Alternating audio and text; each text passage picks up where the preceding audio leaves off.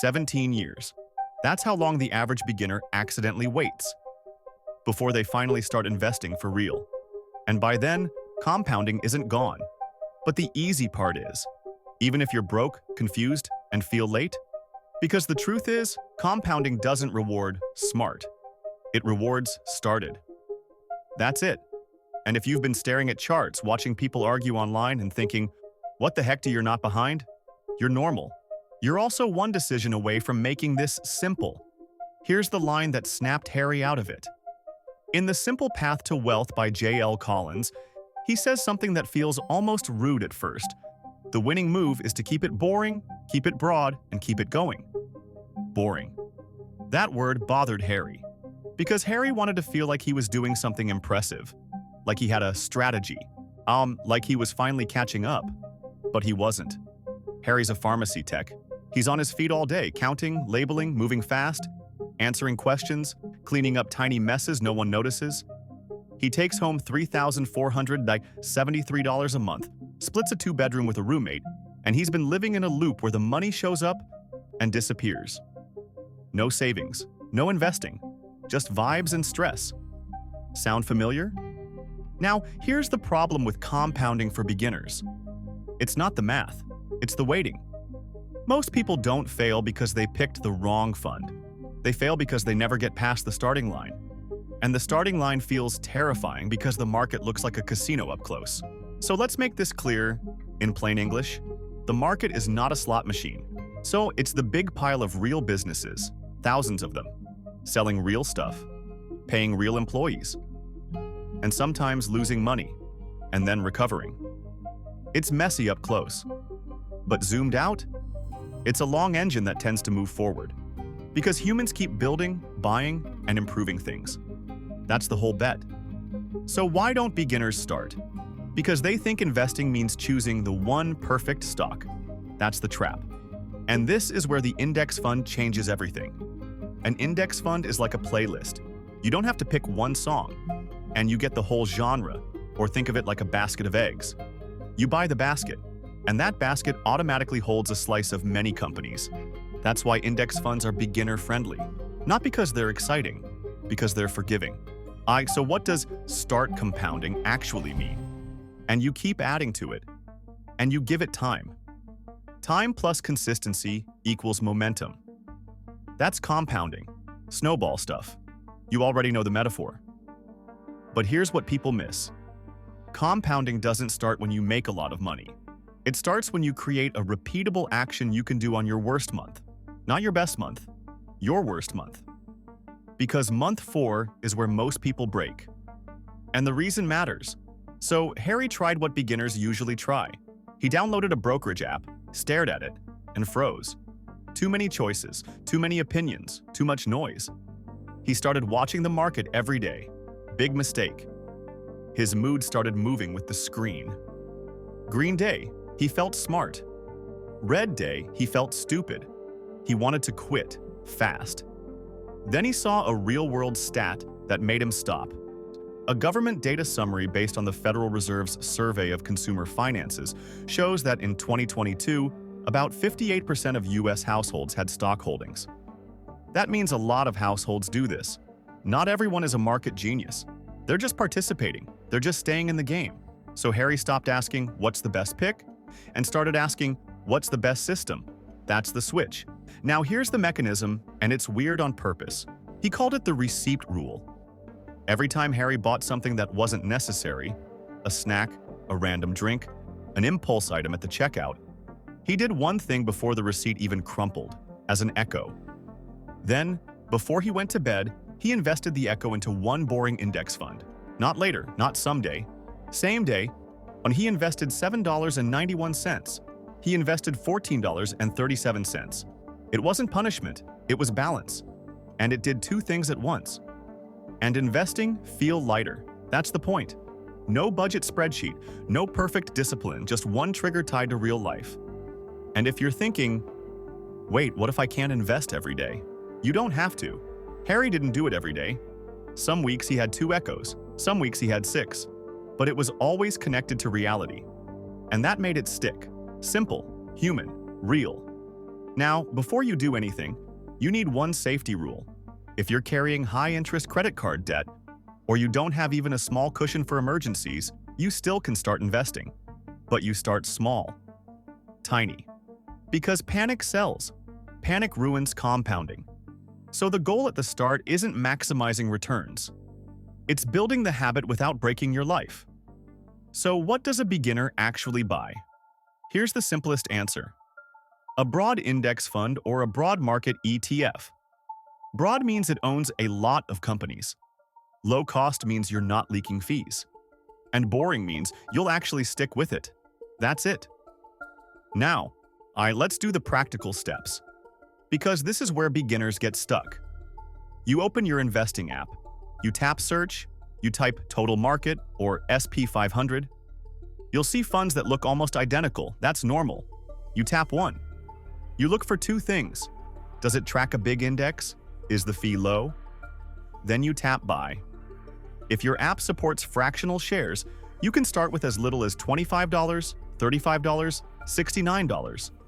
Whatever you can actually do, no drama, no hero moment, just a first brick.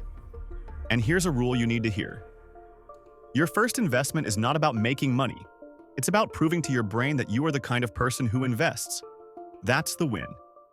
Now let's talk about the part nobody wants to admit. Beginners don't fear losing money, they fear feeling stupid. So they fear making the wrong choice and regretting it forever. So let's remove that fear. If you buy a broad index fund and you hold it for 10 years or more, you are not betting on one company. You're betting on humanity continuing to build stuff. That's a very different bet. Will it go down sometimes? Yes. Hard. That's normal. That's the ocean. Up close, waves look like danger. Zoomed out, waves are just motion. So, what do you do in a down month? You do nothing. You keep your rule, you keep your echo, you keep your boring buy. That's compounding. And this is where people lose the plot. They think the magic is a secret fund. The magic is not quitting. Now, I promised you month 4. Here's what happened. Harry had a rough stretch. His roommate's car broke down, so Harry started paying for extra rides. Sought $193 for a clinic visit and meds he didn't expect. And because he'd been investing the echoes, his checking account felt tighter. He thought, maybe this was dumb. Maybe I should pause. Maybe I should wait until life is stable. And that's the moment most people stop forever. So what did Harry do? He didn't power through. He made the rule smaller. He kept it alive. That week, his echo was just $27.17. That's it. One tiny buy. And he told himself, I'm not trying to get rich this week. I'm trying to stay in the game. That mindset is everything. Now let's pull in another uncomfortable truth. Or a FINRA Foundation survey summary released in 2025 said only about 27% of respondents correctly answered at least 5 of 7 basic financial knowledge questions. Most people are guessing. Most people are confused. So if you feel confused, you are not broken. You are in the majority. But you don't need to master finance to win. You need a small set of rules you actually follow, right on time. Remember the book? Remember the data? Now here's Harry's proof. At the start, Harry invested nothing, 0. Then he ran the receipt rule for 3 months. Not perfect, just consistent. And he had echoes about 9 to 11 times per month. That's roughly $400 odd a month invested, without him ever budgeting.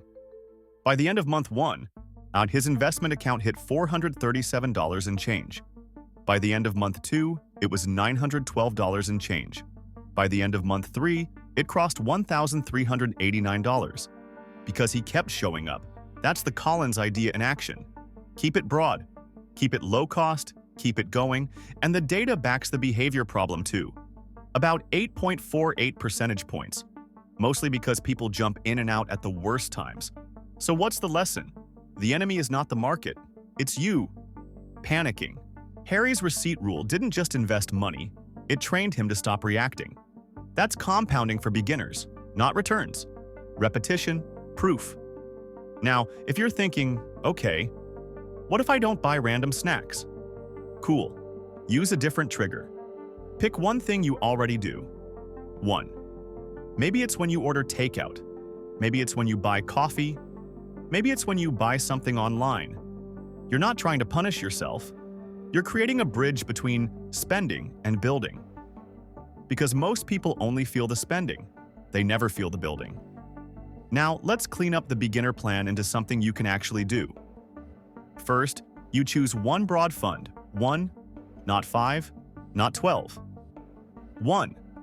Second, you choose a starting amount you can repeat. Maybe it's $25. Maybe it's $43. Maybe it's $79. And keep it small enough that you won't quit. Third, you pick a trigger, a receipt, a purchase, a weekly routine, something you already do. And you connect that trigger to a buy. That's it. You can. But right now, your goal is to make it automatic in your brain, not in your bank. Now, the biggest beginner mistake after starting? Checking daily. Stop. Seriously, stop. If you need a rule, use this. You're allowed to look once a month. That's it. Because compounding works in years, not days. And if you keep staring at the screen, you will eventually flinch. And flinching kills compounding. So what about fear? And the market drops the next day? That happens. All the time. And it's the best test you'll ever get. You're officially building the real muscle, not courage. Process, control. Now let's close the loop with a comparison, because this is the whole story. Harry's co-worker, same age, same income range, did the common approach. She waited. She said she'd start after she learned more. She watched clips, saved posts, asked friends. Months passed. Nothing changed. Harry didn't learn everything. He just started. 3 months later, Harry had a growing account and a working rule. And zero momentum. Who wins long-term? The starter. Every time. So here's your first action. And it's small on purpose. Pick your trigger. Just pick it. Don't debate it for 2 weeks. Pick it. Then open your investing app. Search for one broad index fund or broad market ETF. Choose the boring one, even if it's just $25. Do it scared. Do it imperfect. Do it anyway. Because compounding is not a moment, it's a rhythm. And once you build the rhythm, the numbers eventually get loud. One day you'll look up and realize something shocking. You didn't get rich. You just stopped quitting. That's how beginners win in 2026. Not by being brilliant, by being consistent, by staying in the game, by letting boring become powerful. And once you've started, you're already ahead of the version of you that keeps waiting. You're done waiting.